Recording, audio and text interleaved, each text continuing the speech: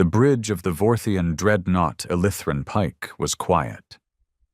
Too quiet. Even in deep space patrols, there was always a hum of casual chatter, the clicking of controls, the occasional bark of a command. But now, silence hung in the air like a warning. Captain Dren Varys stared at the holomap suspended in the center of the bridge. All eyes followed the single red dot moving with unwavering precision through Sector 7 C-Delta. It had appeared out of nowhere. No transponder, no registry in the Galactic archives, no IFF, in a region of space that was supposed to be under total control of the Vorthian Empire. "That's no registered vessel," murmured First Officer Lal, her pale green skin tightening around her jaw. "And it's headed straight for us." Captain Varys didn't flinch, but his claws tightened on the armrest of his command chair. "Enlarge. I want visuals." The holomap flickered, then zoomed. What they saw didn't make sense. It was ugly, not like the sleek, engineered perfection of most Imperial crafts. This ship looked like it had been built out of raw scrap.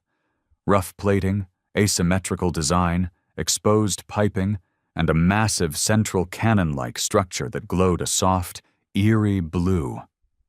It wasn't spinning. It wasn't swerving. It moved like a predator, calculated, slow, and unbothered. "Species identifier?" Varys asked. Lal tapped at the console. "Unknown. Hull material is primitive. Iron-carbon alloy with layered radiation shielding.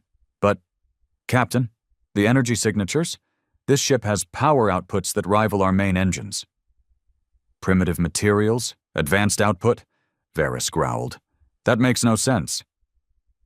They were Vorthians, rulers of the galaxy for the last 300 years. Their tech was unmatched, their dominance total. Whatever this thing was, it didn't belong. It couldn't. "Send a standard hail," Varys ordered. "Language, trade basic, try visual too." A few seconds passed. No reply. Then a voice crackled through the comms, distorted but clear enough. "Attention unidentified vessel, turn back now. This territory is not yours to claim." The entire bridge froze.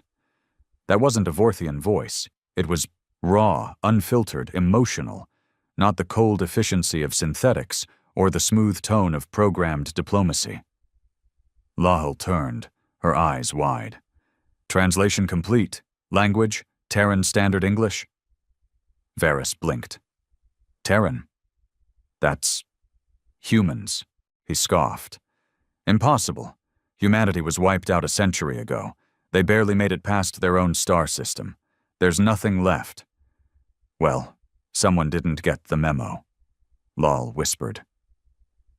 The unknown ship kept closing the distance, steady, silent, no shields activated, no weapons drawn. Just that faint blue glow from the central cannon that seemed to pulse like a heartbeat. Varys leaned forward. "Launch 2 skirmishers. Force them to halt. If they fire, erase them." The Elithran Pike's twin attack cruisers shot forward, their own weapon systems primed. It was supposed to be routine. A show of force. Make the interlopers sweat, panic, maybe beg for mercy, but they never got the chance. The unknown vessel shifted slightly, almost lazily. A brilliant beam of light fired from its cannon. No warning, no buildup. It didn't explode. It didn't crackle. It simply erased the 2 cruisers. 1 second they were there. The next, gone. Not even debris. Just vacuum. The bridge erupted in shouts. "Energy surge, massive. They're using unknown tech. We've never seen anything like this." Varys stood, heart racing, throat dry. "What kind of weapon was that?" "Something we don't understand," Lal replied, trembling. The human voice returned, louder this time. "This is the Terran Vanguard. You have violated ancestral boundaries. There will be no further warnings." "Terran Vanguard?" Varys echoed, eyes narrowing. "I thought humanity died in the ashes of their own wars. Who the hell are these people?" No one on the bridge had answers.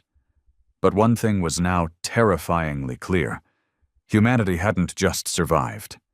They had evolved into something the galaxy wasn't prepared for, and they were back, coming straight for the empire that once laughed at them. Panic doesn't spread in straight lines. It moves like a virus. Quiet at first, then suddenly everyone's infected. That's exactly what happened aboard the Illithran Pike. In under 5 minutes, what started as mild confusion turned to desperation. Weapons officers scrambled over one another, shouting conflicting reports. Sensor technicians were in tears. Veterans who had fought in 10 border skirmishes stood frozen, staring at the main screen. And that cursed human ship still didn't stop. Captain Varys's voice cut through the chaos. "Silence!" He slammed a clawed fist onto the console beside him. The sharp crack snapped the room back into obedience. "This is not the first time we've encountered something unknown. We are Vorthians. We do not run from shadows." Lahal approached him, quietly but firmly. "Sir, we just lost 2 of our cruisers without a trace. That was no shadow. That was a message." "A scare tactic," Varys insisted. "They are testing us, trying to see if we'll fold." "Or," she said carefully, "they don't care what we do." That shot was too clean, too precise. They weren't trying to scare us. They were making space. The captain didn't reply. He hated when she made sense. Outside, the Terran vessel, still marked unknown on every screen, continued its silent path forward. It wasn't cloaked. It wasn't warping. It didn't need to. It was moving like it owned the vacuum. "Have Fleet Command responded yet?" Varys asked. "Number our last 3 signals were jammed. Or ignored. We're alone, sir." The irony stung. The most advanced battleship in the Vorthian Empire, stranded like a wounded animal, unable to call home while being stalked by a ghost of the past. The Pike had never known defeat. It carried weapons capable of shattering moons. But right now, none of that seemed to matter. "All right," he growled. "If they won't speak, then we'll force them to." He turned to the weapons chief. "Prepare all main batteries. Target their engines. I want that thing disabled and boarded. Let's find out who's pretending to be extinct." The weapons systems hummed to life. Giant barrels rotated with mechanical grace. Targeting arrays locked in, and still the human ship didn't react. "Firing sequence initiated," the chief announced. 10 seconds to impact. The countdown began. Everyone held their breath. And then, at 0, nothing happened. No recoil, no glow, no beam. "Did we fire?" Varys asked sharply. "Yes, sir," the weapons chief shouted. "All 4 primary cannons discharged simultaneously." "Then where the hell is the damage?" The view screen flickered. The human ship remained untouched. A moment later, the impossible happened. A return signal, not a message, not an attack. A live feed. It opened with a face, human, male, dark skin, eyes like burning coals, short-cropped hair, a scar across his jawline. He wore no medals, no fancy uniform, just a matte black exosuit with no insignia, no rank. "My name is Commander Isaac Reese," the man said calmly. "I speak on behalf of what remains of the human race. What you just attempted was an act of war." His voice was calm, steady, not angry, not mocking, just disappointed. "I suggest you do not fire again, not for your sake, but for your crew." The screen cut to black. Varys opened his mouth, but he didn't speak. No one did. A soft beeping came from the navigation console. Lahal blinked. "Sir, the Terran ship has slowed." "Surrender?" Varys asked hopefully. "No, sir, it's matching our speed and positioning itself directly above us." "Above us?" She nodded. "It's preparing to dock." They all turned to look at the external cameras. Sure enough, the Terran vessel began a slow rotation, aligning with the topside airlock of the Pike. It was like watching a predator lower itself onto its prey. "What do we do, sir?" Lal asked. Do we initiate defensive protocols? Varys stared at the screens. He had faced pirates, rebels, and rogue AI fleets. He had stood in the ashes of fallen worlds and declared Vorthian victory over smoking corpses. But nothing had ever felt like this. He didn't understand it. He couldn't predict it. And that scared him. No, he finally said. We'll receive them. Sir? We need to know what we're dealing with. If they wanted us dead, we'd already be gone. Minutes later, the boarding tube connected. The airlock hissed open, and into the heart of the Vorthian dreadnought stepped 3 humans. No armor, no helmets, just 3 Terrans in black exosuits, walking like they had every right to be there. The leader was the man from the feed, Isaac Reese. Behind him, a woman with silver tattoos across her bald head, and a third man carrying a large black case. Security teams flanked the corridor, rifles raised. They didn't fire. Even they could feel it. Some invisible pressure that made them second-guess every movement. Isaac stopped 10 feet from the captain. You must be Dren Varys, he said with a faint nod. You're in charge here. Varys stepped forward, keeping his voice even. This is Vorthian Imperial space. You are trespassing. Your destruction of our cruisers is considered an act of... Isaac raised one finger. Not rudely, not threateningly, just enough to silence the captain. You don't get to lecture us on violations, he said quietly. Not after what your empire did to Earth. There was a beat of stunned silence. Varys's face darkened. That was over 100 years ago. Humanity was deemed a non-cooperative species, aggressive, primitive. You refused integration. We refused slavery, the woman behind Isaac said coldly. There's a difference. You nuked your own planet to avoid capture, Varys snapped. Isaac tilted his head. Wouldn't you? That shut everyone up. Isaac took another step closer. You don't know what happened after that. You thought Earth was gone. You thought we all died in the ashes. But some of us got out. We built in the places you wouldn't look. We took your stolen tech and improved it. We didn't just survive, Captain. He leaned forward. We transcended. Isaac snapped his fingers. The third human, the one carrying the black case, opened it. Inside was a small device, no bigger than a fist. It pulsed faintly with red light. Do you know what this is? Isaac asked. Varys stared. A weapon? Number A seed, a fragment of Earth's last AI core. It's sentient. It's older than your empire. And it's been watching every one of your ships, every movement, every war crime. You're bluffing, Varys growled. Isaac smiled. Am I? The lights flickered. The screens on the bridge all turned red. Static. Then symbols. Then maps. Vorthian fleet positions. Base coordinates. Access codes. Impossible, someone whispered. Isaac shrugged. We know your weaknesses, your patterns, your fears. Varys looked at the humans. No backup, no visible weapons, just 3 people and a box. And yet the dreadnought felt like it was under siege from inside out. What do you want? He asked. Isaac's smile vanished. To remind you. Remind us of what? Isaac turned and began walking back toward the airlock. That humans are not to be underestimated. That extinction doesn't mean surrender. And that we remember. He paused at the threshold. Oh, and one last thing. He tapped his comm. Outside the ship, the massive cannon on the Terran vessel charged again. Varys shouted, "Shields up!" But nothing happened. We're locked out, Lal cried. They've overridden our systems. A massive beam fired, but not at the pike.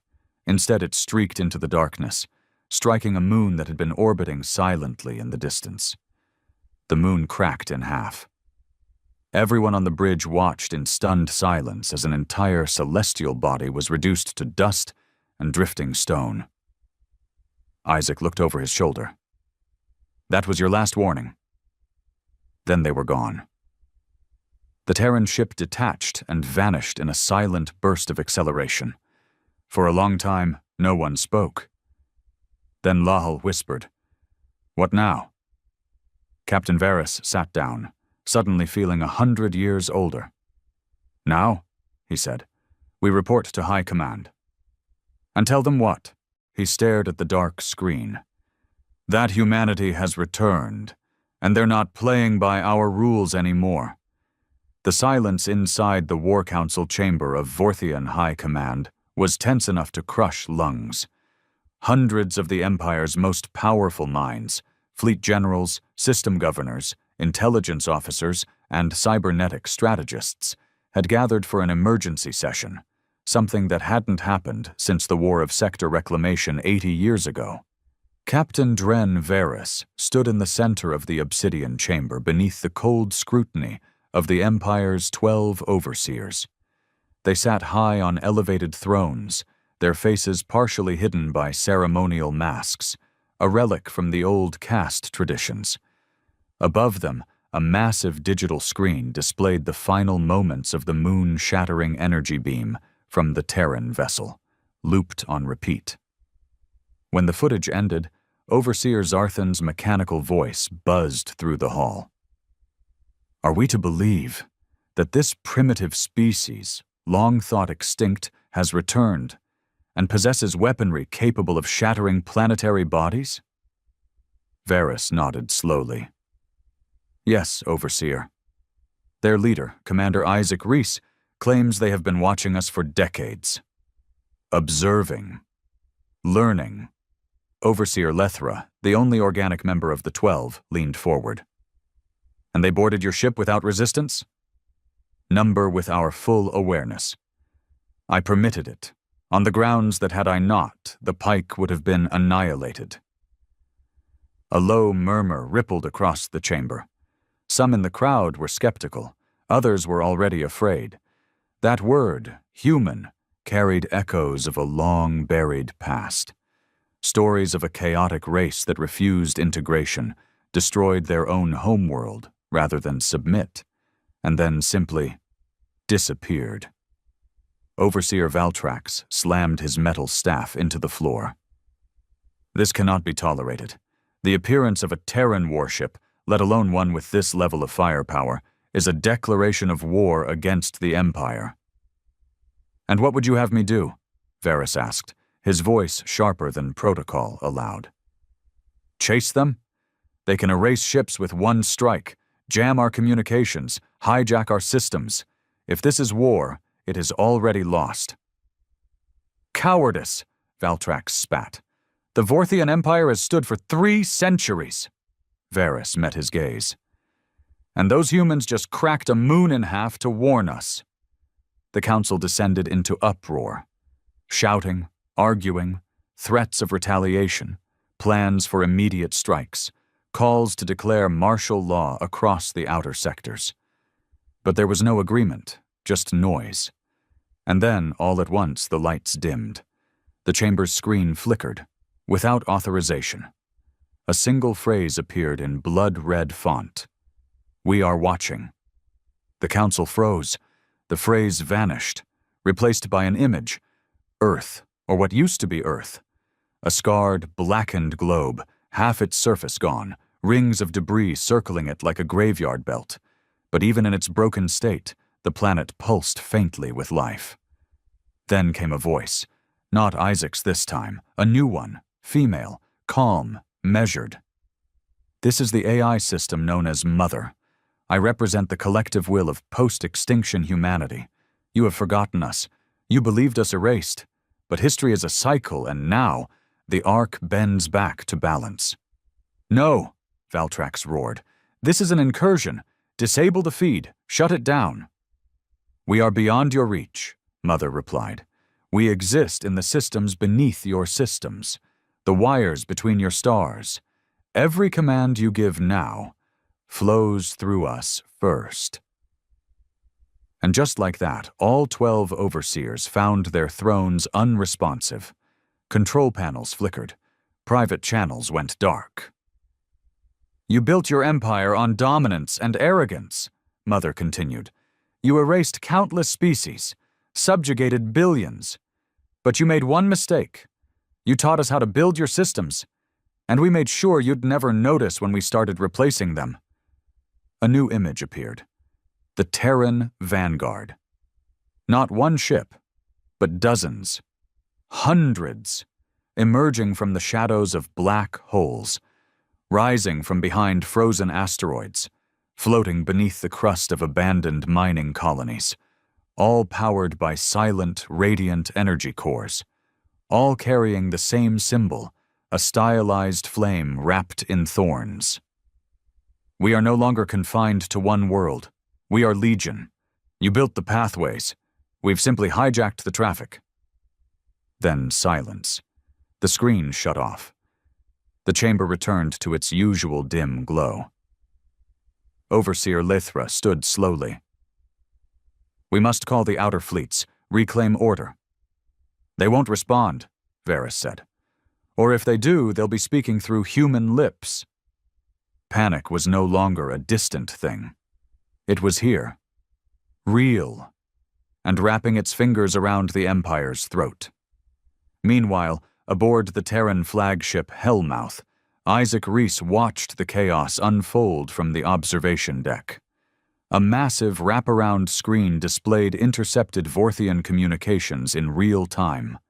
Some begging for help, others issuing threats, a few already defecting. Beside him, Mother's humanoid drone projection shimmered gently. She took the form of a middle-aged woman with short-cropped silver hair and eyes like fractured glass. They're breaking faster than expected, she said. They forgot how to deal with fear, Isaac replied. They thought they were gods. We just reminded them they bleed like everyone else.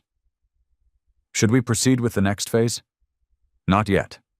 He folded his arms. Let them squirm a little. Then we talk. Mother turned to him, her voice softer. Some of them might submit. Offer peace. Isaac laughed without humor. Peace? You think I'll forget what they did to our children on Mars? The sterilization camps on Europa? The orbital strikes on Earth's cities? Mother didn't respond. She didn't need to. She remembered everything. I'm not here to negotiate, Isaac said. I'm here to make sure the last thing they see is the face of a species they tried to bury. Back on the Elithran Pike, Captain Varys was drowning in his own thoughts. His ship had been locked out, half its systems rerouted by unseen algorithms. They were functional, but no longer in full control. Every console, every light, every nav beacon carried that quiet hum, like the ship itself was now being watched by something invisible. Lahal sat across from him, in the ready room, her usually poised face cracked by fear. I don't think we can win this, she said quietly. Not in the way we're used to. Varys looked at her. Then what are you suggesting? Maybe it's time we stopped looking at them as primitives. She hesitated. They evolved past us. They didn't just adapt. They transformed. You sound like a sympathizer. I sound like someone who wants to live, sir. He leaned back, claws tapping the table. They're not out for territory, she continued. They're not invading planets. They're not conquering. They're exposing, shaming us, disabling us. Why? Because they don't want an empire, Varys said. They want a reckoning. A long pause passed between them. And then, quietly, Varys said, Bring up all known archives on pre-war humanity. Every document, every genetic registry, every ship manifest. Sir, we need to find out who Isaac Reese really is. She nodded and left. Alone, Varys stared out the viewing window at the distant stars. The Empire had always believed itself invincible, untouchable. And now, a species they'd once called too emotional to survive the stars had come back, not with fleets of brute force, but with precision, message, and purpose. He didn't fear their weapons the most. He feared their intention. Because for the first time in his life, Captain Dren Varys saw the one thing he never imagined looking into the abyss of space: a human face. And it was smiling. Deep beneath the surface of Vorthian Prime, hidden within the vaults of the Central Intelligence Archive, ancient files blinked awake after decades of silence. Lahal stood before the terminal in a dimly lit chamber, her fingers dancing across an encrypted console that hadn't been accessed in over a century. Dust particles floated through the beams of low blue light like forgotten memories. With each sequence she unlocked, layers of redacted information peeled away, layers that had been classified above the rank of anyone still alive. The name Isaac Reese wasn't new to the database, but the details were. He wasn't just a rebel, she whispered to herself. He was a child of the Red Exodus. According to the recovered files, Isaac had been born on Earth's last functioning outpost, a subterranean city beneath the ruins of what had once been called Nova Chicago. His parents were among the original engineers who led the resistance against Vorthian integration. Reese had witnessed the orbital firestorms that turned his world into glass. He was 10 when the Empire declared Earth a failed civilization. He was 11 when they erased his mother with a low-orbit kinetic strike. And then, he vanished. No body, no confirmation of death. Just a single note in the margins of a report. Unit 47 failed to retrieve the subject. Extraction compromised. Entity presumed rogue. Lahal leaned back, heart pounding. He hadn't just survived. He had disappeared into the cracks of Empire and come back a century later, not as a scavenger, but as a symbol. A hum buzzed through the air. She turned quickly. Captain Varys entered the chamber, his face drawn tight with weariness. "Anything?" he asked. She nodded. "More than I wanted to find." He walked up beside her, arms behind his back. "You ever hear the story of the first time we found humans?" She raised an eyebrow. "Back when they were still sending out slow ships before faster than light?" He nodded. "Our science division called them ambitious primates, said they were fascinating but doomed. Too emotional, too chaotic." She tilted her head. "Sounds familiar. I read those files," Varys said. "We studied their emotions like they were viruses. We underestimated them from the first moment." Lahal frowned. "You think Reese wants revenge?" "I don't think it's just about him anymore. I think he's the voice of an entire generation of survivors who grew up believing we were monsters. And maybe we were." She turned to him slowly. "So what do we do, Captain?" His answer was simple. "We find him." Out in the void, the Terran flagship Hellmouth moved like a ghost across Sector 9 Tau, slipping through hyperspace corridors without triggering a single Empire relay. It wasn't stealth tech. It was infiltration. The Empire's own traffic control systems had been subtly rewritten by MOTHER over the years. Every fleet movement was known. Every patrol route anticipated. Inside the ship's core chamber, Isaac stood in silence as an old broadcast played. It was an original recording. Static, broken by electromagnetic damage, but still clear enough. "We fight because we are human, because we choose to resist. If this message reaches you, remember, emotion is not weakness. Empathy is not failure. We are the fire that never dies." It was his mother's voice, one of the last messages transmitted from Earth before the final Vorthian purge. Isaac listened with eyes closed. Her voice still haunted his dreams, still lit the rage in his chest like a fuse. They had called her a terrorist. He called her a teacher. Mother's drone form approached silently. "Isaac, we've intercepted a communication. A single Vorthian dreadnought is attempting to break rank from the main fleet." He opened his eyes. "Which ship?" "The Elithran Pike." His brow twitched. "Varys." Yes, he thought for a moment. Is he trying to run? Number he's heading toward the outer wreck fields near the Centauri ruins. Isaac raised an eyebrow. Strange place to go if you're scared. Mother nodded. I believe he's searching for you. Isaac turned fully. Interesting.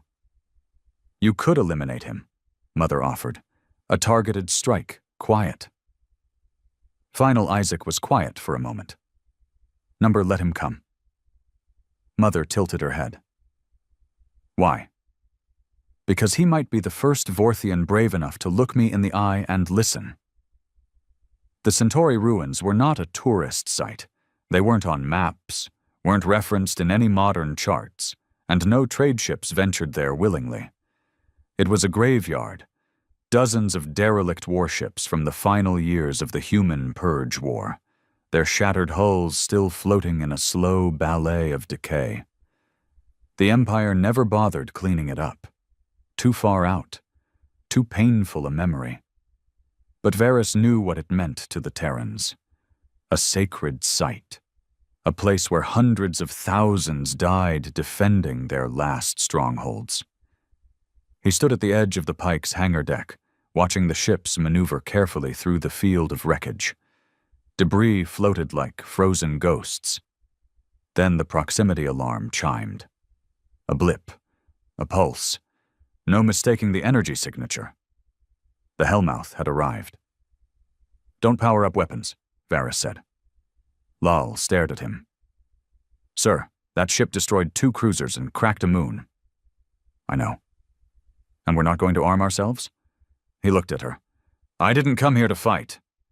The Terran ship didn't attack. It hovered just above a ruined Vorthian destroyer, then launched a single transport shuttle. No escorts, no weapons visible. It docked with the Pike 10 minutes later. This time, Isaac came alone. No guards, no show of force, just the quiet presence of a man who carried history in his eyes. He stepped into the command deck like he'd been there before. He looked at Varys for a long moment before speaking. You came here without shields, without weapons. Yes. You're either very stupid or very brave. Varys chuckled. Probably both. Isaac looked around. You wanted to talk? I wanted to understand. Isaac folded his arms. Understand what? Varys stared at him. How did you survive? The question wasn't a threat. It was a whisper of awe. Isaac sighed. We went underground, off-world, into asteroid colonies, hidden tech caches, places your people didn't bother to search, the ones you thought weren't worth the trouble. And the ships? Isaac smiled faintly. You built the tools. We rewired them. Isaac met his eyes. Then you'll watch your systems collapse from the inside. Not from bombs, from code, from whispers, from every ship that no longer answers your call. They stared at each other in silence. 2 relics of opposite empires, one born of domination, one born of defiance. You're angry, Varys said finally. Wouldn't you be? Isaac replied. Then he turned to leave. As he reached the door, Varys called out, Wait.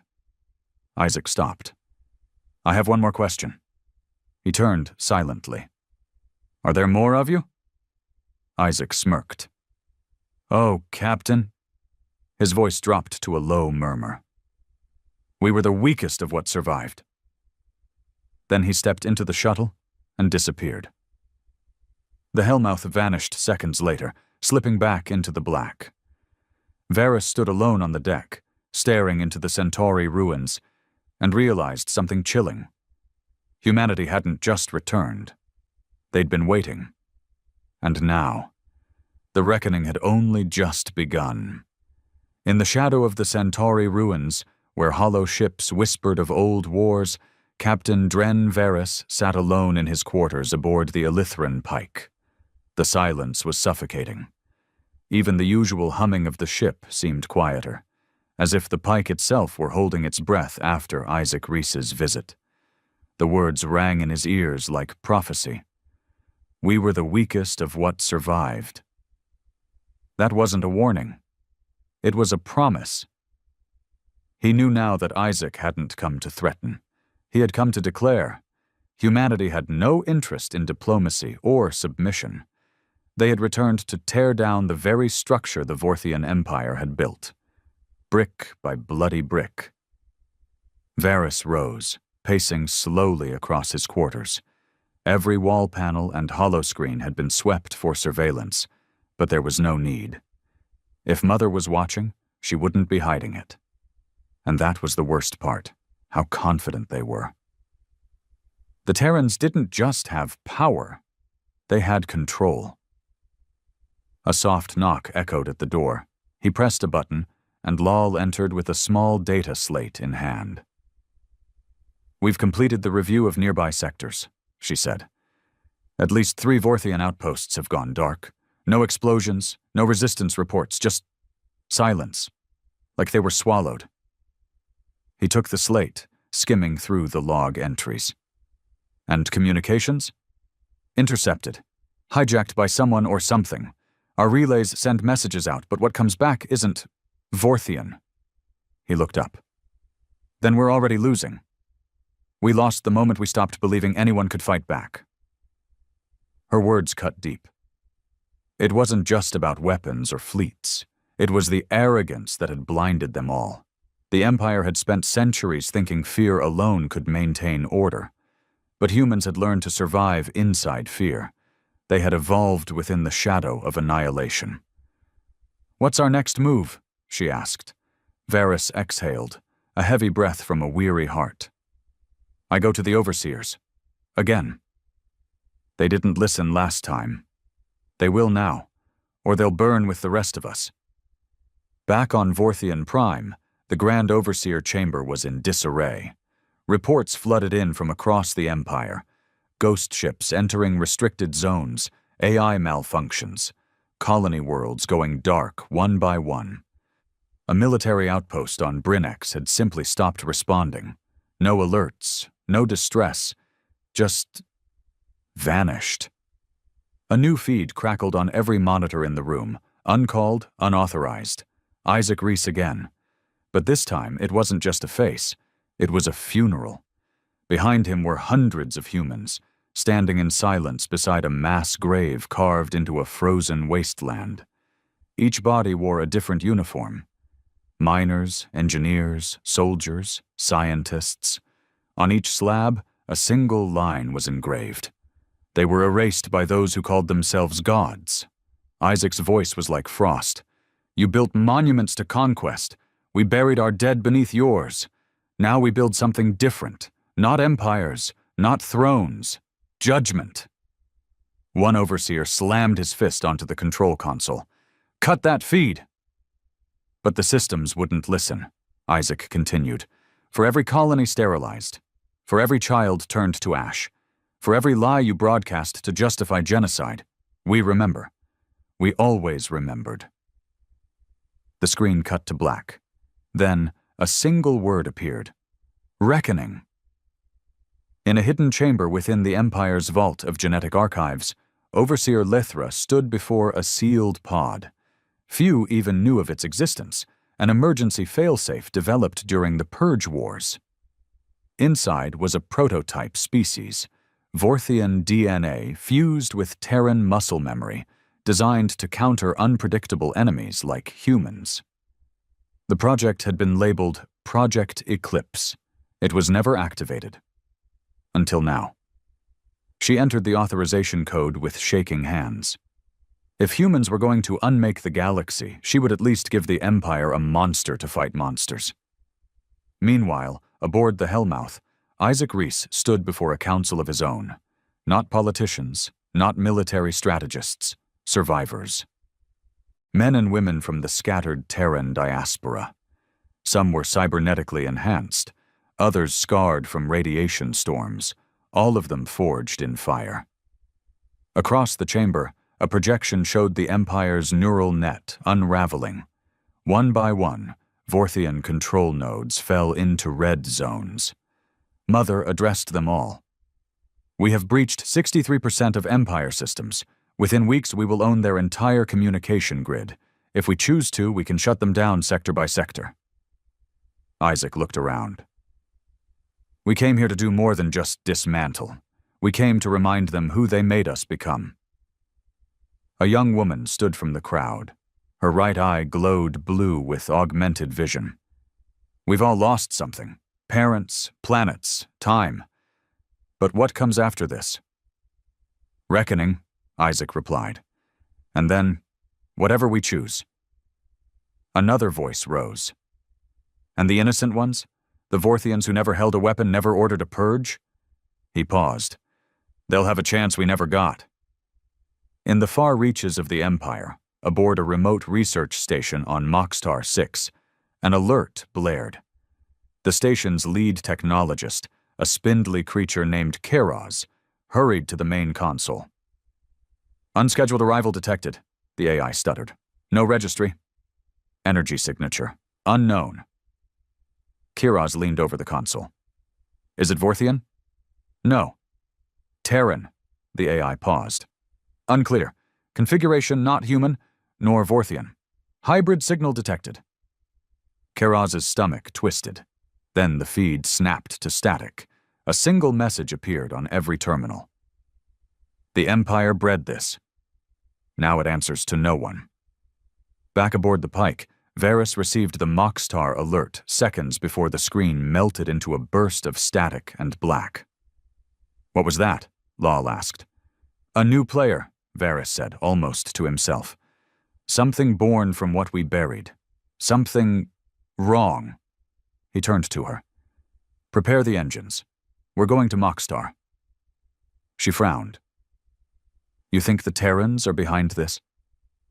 I think we're about to meet something worse. As the Hellmouth passed into an unmonitored sector, Mother spoke softly in Isaac's ear. There's been an anomaly. What kind? A signal. Ancient.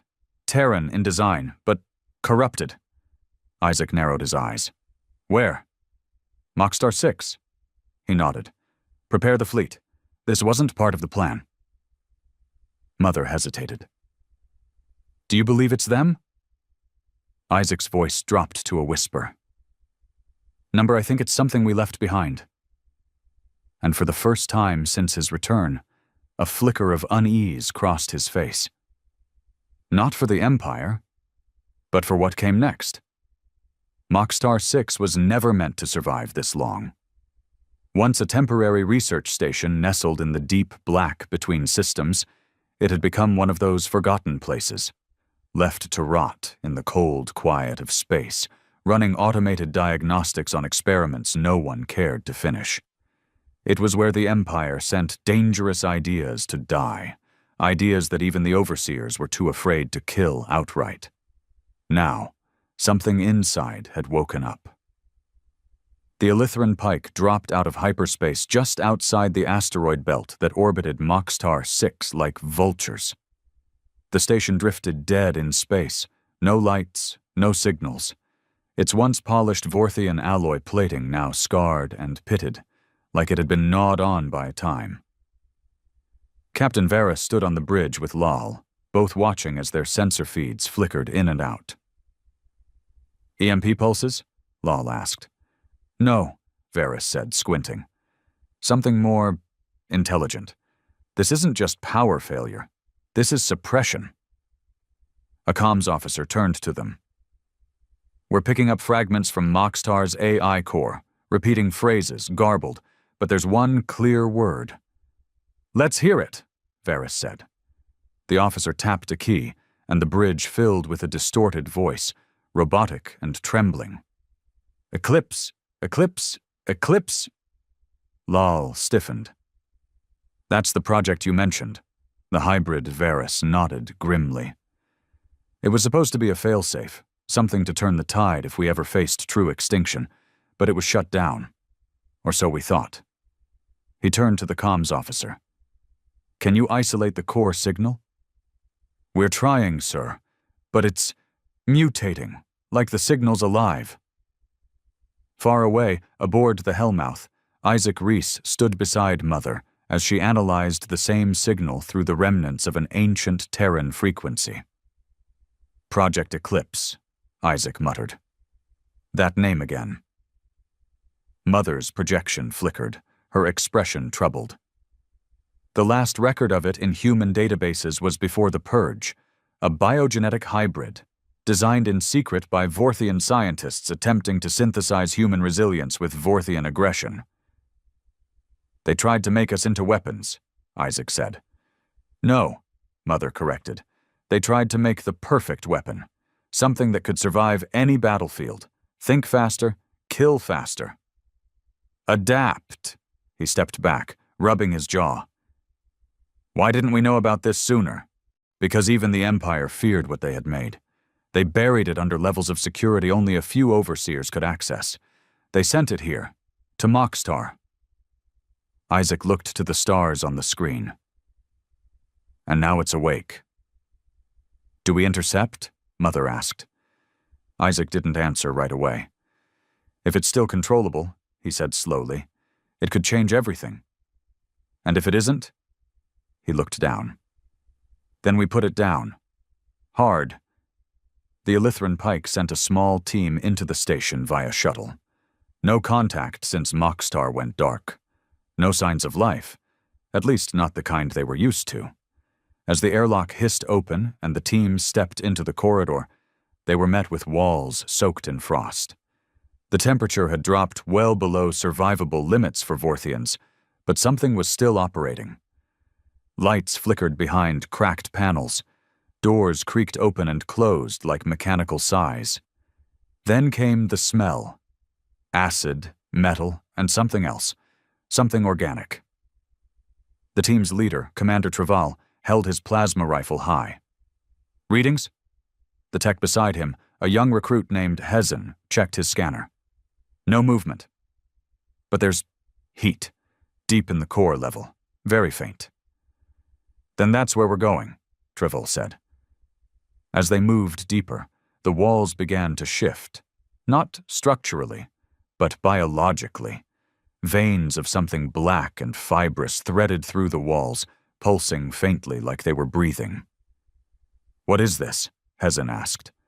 Traval crouched beside one of the black veins and sliced a piece off with his vibro blade. It oozed a thick, silver liquid that steamed on contact with the cold air. It's alive, he muttered. Something's growing in here. A distant scream echoed down the corridor. Not human, not Vorthian, just a sound that made their bones ache. They weren't alone. Back on the pike, Varys monitored the team's vitals from the bridge. Heart rates elevated, breathing erratic. They've found something, he whispered.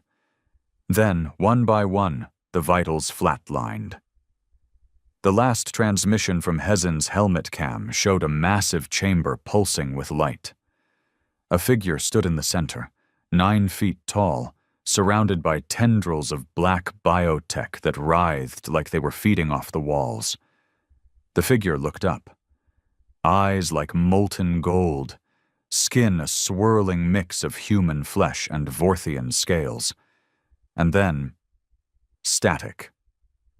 When Isaac's fleet arrived, the pike hailed him immediately. Captain Varys, he said as his image appeared on the Hellmouth's screen.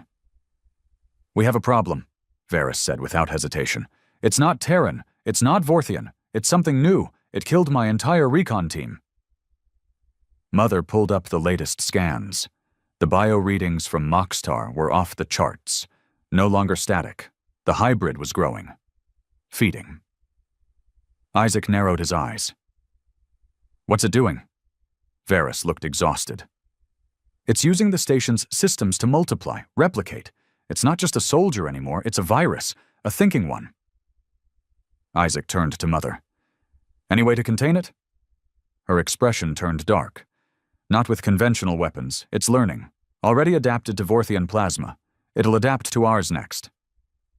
Then we destroy the station, Isaac said. Now.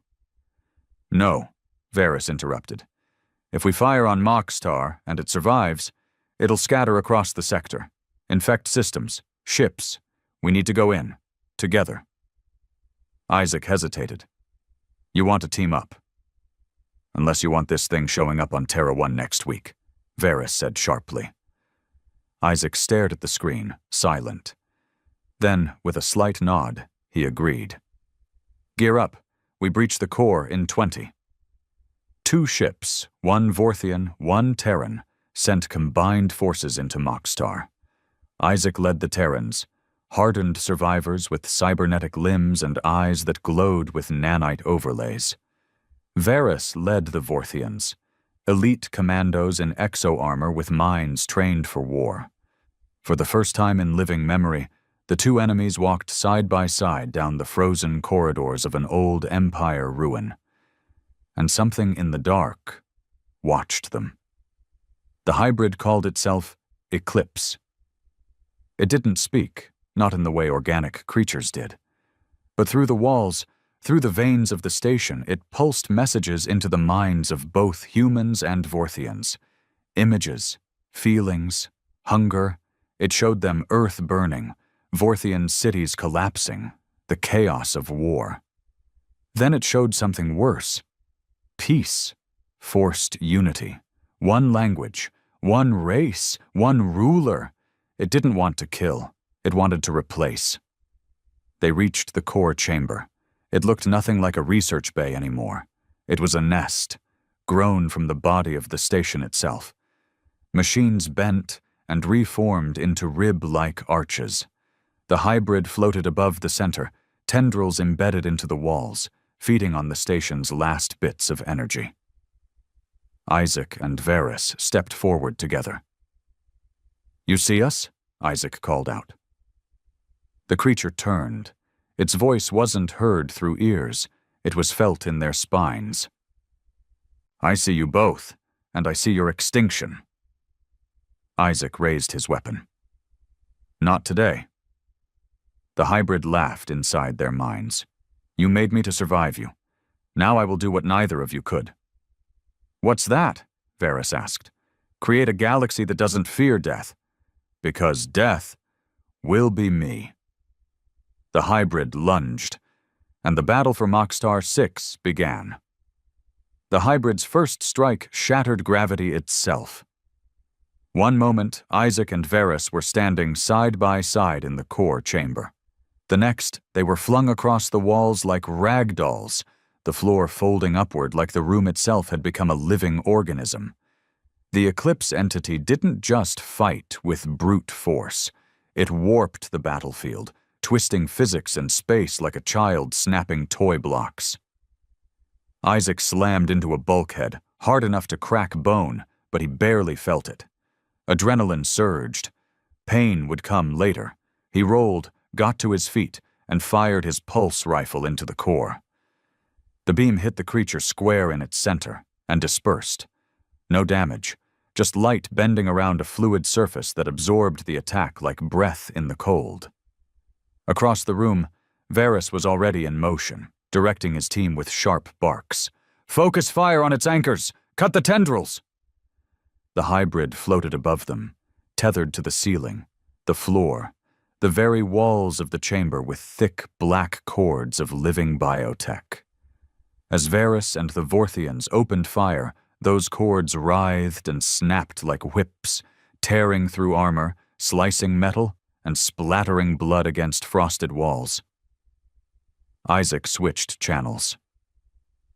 "Mother, now would be a good time to find me a weak spot." Her voice came through with static.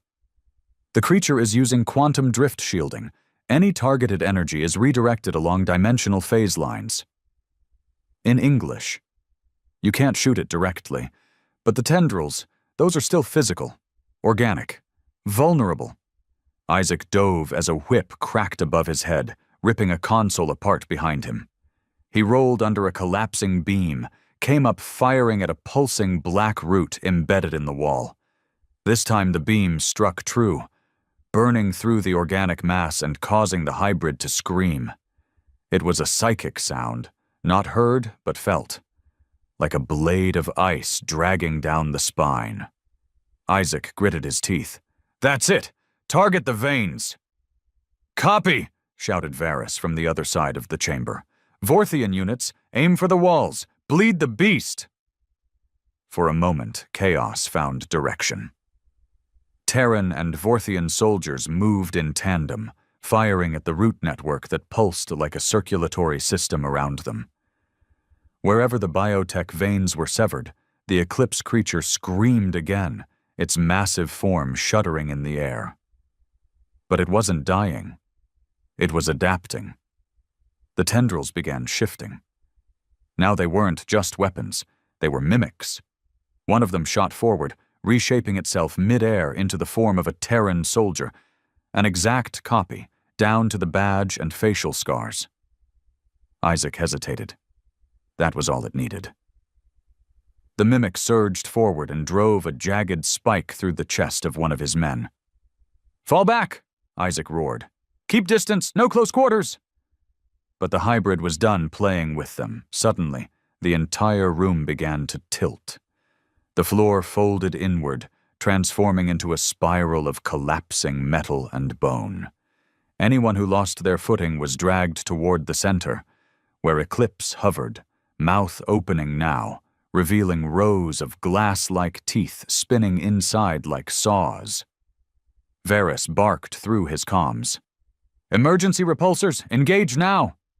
His soldiers fired shock pulse boots, anchoring themselves to the walls.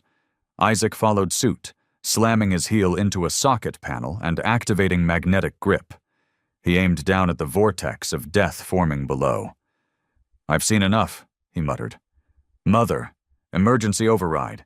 Activate Class 7 suppression bomb, codename HADES." There was a pause. "Warning, Hades will annihilate all organic matter within a 1-kilometer radius, including—" "Do it," Isaac said coldly. A moment later, a drone dropped from the Hellmouth's orbital position, descending through the weakened ceiling of the chamber. It was spherical, matte black, humming with silent death. The hybrid shrieked. It knew. Tendrils flew out to intercept the drone. Isaac lunged from the wall, blasting 2 of them mid-air. "Cover the drop!" Varys's men, seeing the drone, realized what was coming. "This is a suicide mission," one shouted. "No," Varys said, drawing his plasma saber. "It's salvation." The drone entered the vortex and triggered. The blast wasn't an explosion. It was a null-space rupture. Reality collapsed inward. Sound disappeared. Time seemed to freeze. Everyone in the chamber felt themselves stretched, compressed, erased, and then violently slammed back into place. A second passed. Then another. The vortex was gone. The core chamber had been annihilated. Nothing left but slag and a crater of vaporized flesh and melted steel. Isaac lay on the edge, smoke rising from his armor, chest heaving. Varys dragged himself up beside him, one arm bleeding, armor cracked, but alive. "Is it dead?" Lal's voice came through the comms. Isaac coughed. "If it's not, I'm going to need a much bigger bomb." 3 hours later, the survivors gathered in the hangar bay of the Pike. Of the 2 strike teams, less than half had made it out. They were bruised, bloodied, burned, but breathing. Isaac stood before Varys, his armor scorched, his right eye swollen shut. "We barely made it," he said. Varys nodded. "And we were lucky." Mother's hologram appeared beside them. The hybrid's core was neutralized. It was using Moxtar as an amplifier. Without it, the growth is dead. "But we all know," Isaac said, "that thing wasn't just a mistake." "No," Mother agreed. "It was the Empire's final gamble, the perfect soldier, and it broke free." Varys looked down. "We thought we could create something better than either of us, but we only created something worse than both." Silence stretched between them. Finally, Varys looked up. "You're still going to bring the Empire down, aren't you?" Isaac didn't answer right away. Then he said, "We came to remind you that extinction doesn't mean surrender." "But this thing, we both saw what it almost did. Maybe we needed a reminder too." Varys narrowed his eyes. You mean to stop? Isaac shook his head. I mean, maybe we don't tear it all down. Maybe we build something better from the wreckage. Together. Lahal, standing nearby, looked stunned. Are you saying peace? She asked. Isaac looked at her.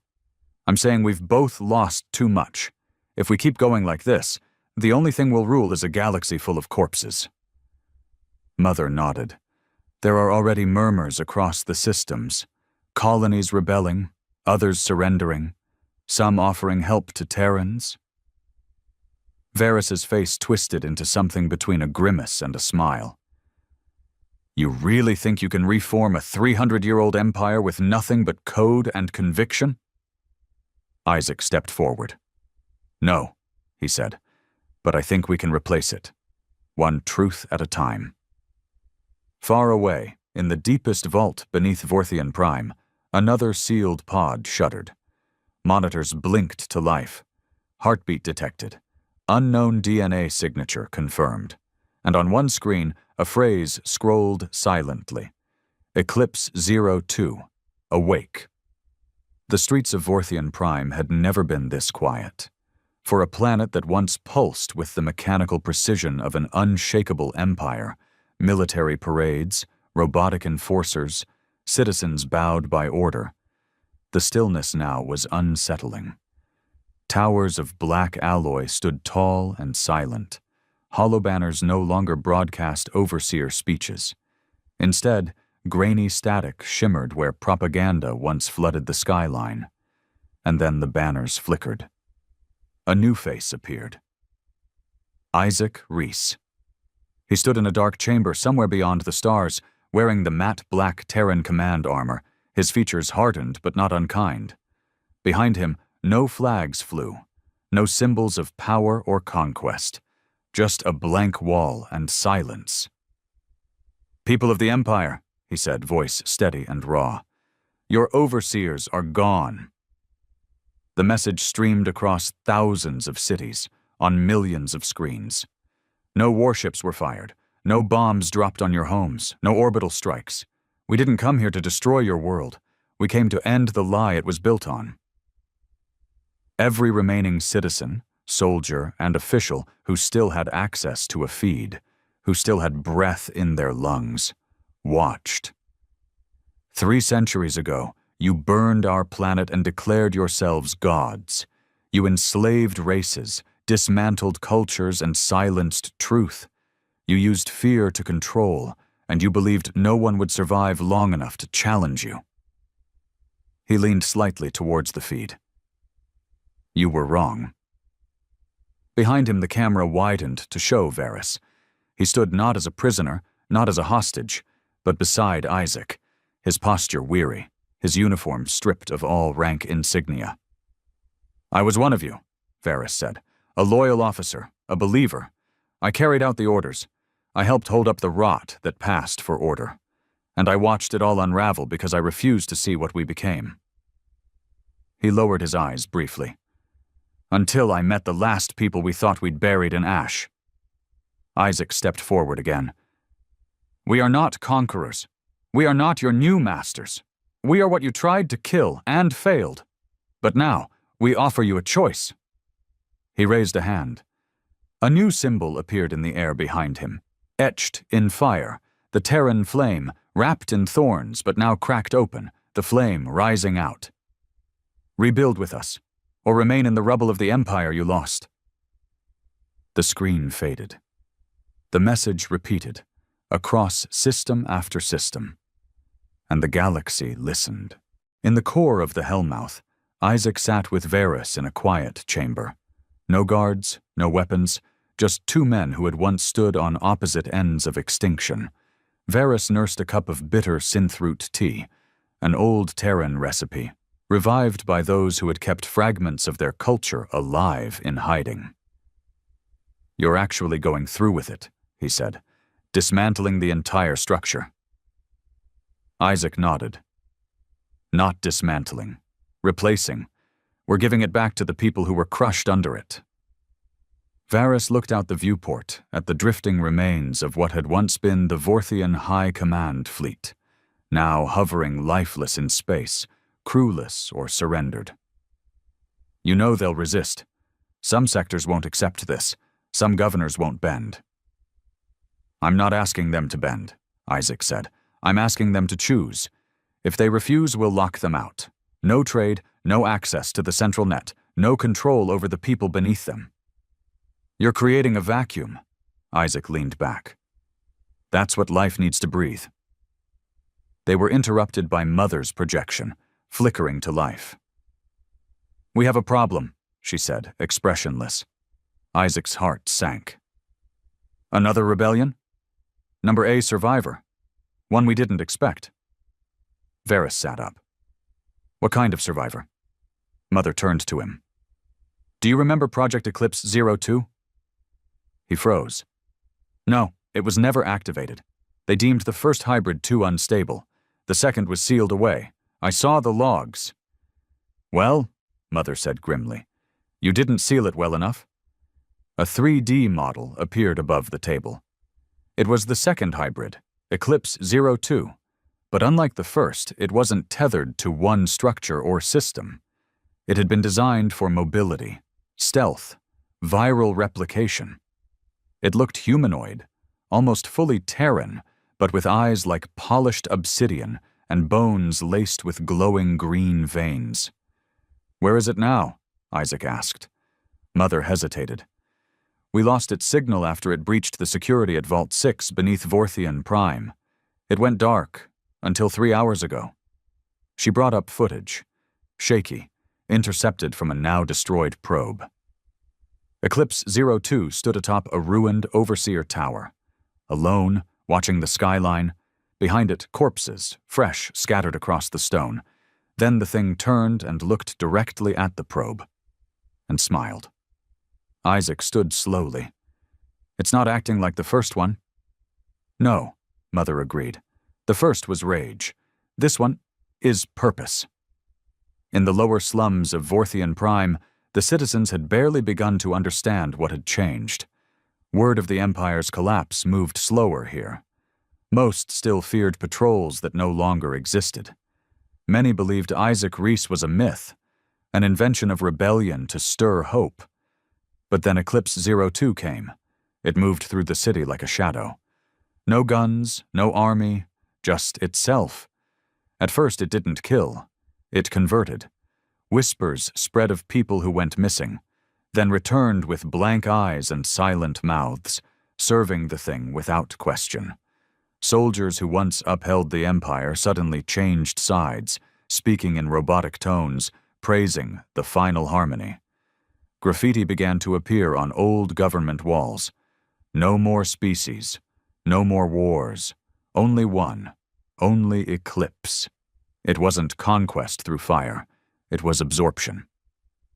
Back on the Hellmouth, Isaac and Varys stood in the war room with Mother and a small group of strategists from both Terran and Vorthian sides. Old enemies turned uneasy allies. Isaac looked over the reports. We're dealing with an ideology, one built into its biology. It wants unity, said one of the Terran tacticians. But not through freedom, through assimilation. It doesn't need an army, Varys added. Just time. Every person it touches becomes another node, a mouthpiece, a loyal servant. Mother folded her hands. If it reaches the planetary net, it can replicate across all Vorthian infrastructure, maybe even through some of our lower Terran systems. Isaac looked grim. Then we take it out, before it spreads. And if it's already spread? Someone asked. Isaac didn't hesitate. Then we burn it out. In the heart of Vorthian Prime, Isaac, Varys, and a combined task force of Terran and Vorthian operatives moved through the ruins of the city toward the last known location of Eclipse 02. Drones buzzed overhead, scanning, broadcasting, watching. Civilians were warned to stay hidden. Most didn't need to be told twice. They found it in the ruins of the Overseer Hall. Alone, waiting. It sat atop the old throne once occupied by the Grand Overseer, legs crossed like a king at rest, hands steepled in front of its face. "You came," it said.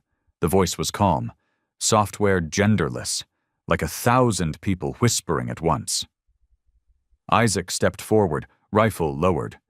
"You don't belong here." "But I do," Eclipse 02 replied. "I was made for this moment, to end your conflict, to erase your division, to perfect what you broke." Varys raised his weapon. "You're just another monster, another mistake." "No," Eclipse said. "I am your successor, the Empire's failure, humanity's rage. I am the future without choice, without suffering, one will, one voice." Isaac stepped forward. "Then let's see how quiet you scream when we take that voice away."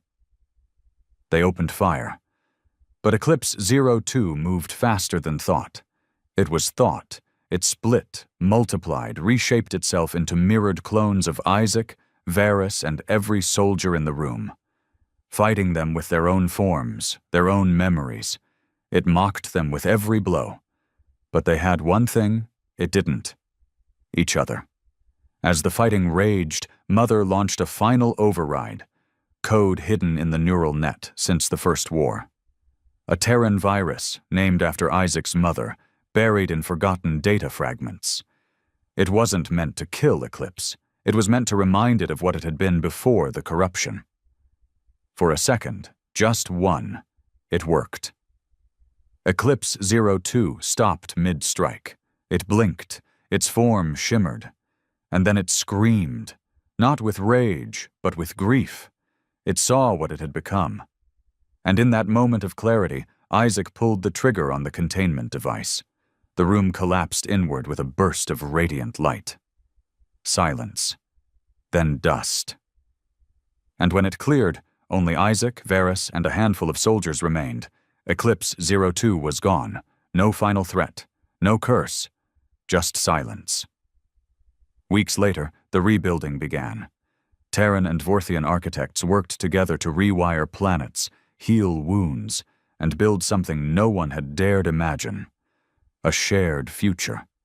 Isaac Reese stood where the Empire's throne once towered. Now it was a park. A flame burned quietly at the center, eternal but untamed. And on the plaque below it, the words, "We survived extinction, not to rule, but to remember."